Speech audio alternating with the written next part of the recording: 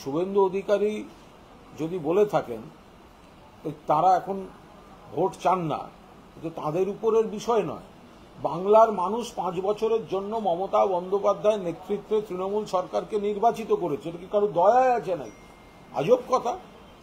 এত ভালো কাজ হচ্ছে চারপাশে, এবং তার মধ্যে নিশ্চিতভাবে ভুল এবং অন্যায় হয়েছে, কিন্তু সেই অন্যায়টা সংশোধনের প্রক্রিয়াও চলছে। আর বিরোধীরা শুধু কুৎসা মিথ্যা মানুষ তুলনা করে নেবেন অতীতের বাম জমানার সঙ্গে আর সারা ভারতের বিজেপি জমানার সঙ্গে।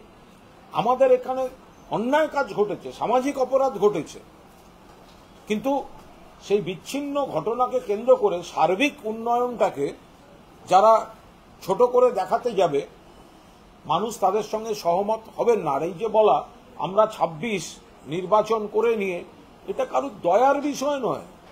বাংলার মানুষ সবার সব চেষ্টা সত্ত্বেও, বিরোধীদের নানা চেষ্টা অপচেষ্টা এত কিছুর পরেও মমতা বন্দ্যোপাধ্যায়ের নেতৃত্বে তৃণমূল কংগ্রেসের সরকারকে তৃতীয়বারের জন্য বসিয়েছে। এটা কারোর দয়ায় বসায়নি যে তাদের কারোর উপর ডিপেন্ড করছে, এটা মানুষ। ফলে মানুষ তৃণমূলের পাশে আছে, তৃণমূল মানুষের পাশে আছে। উন্নয়ন আরো হচ্ছে, ভুল ত্রুটি থাকলে আমরা স্বীকার করছি এবং সেগুলো সংশোধনের প্রক্রিয়া চলছে।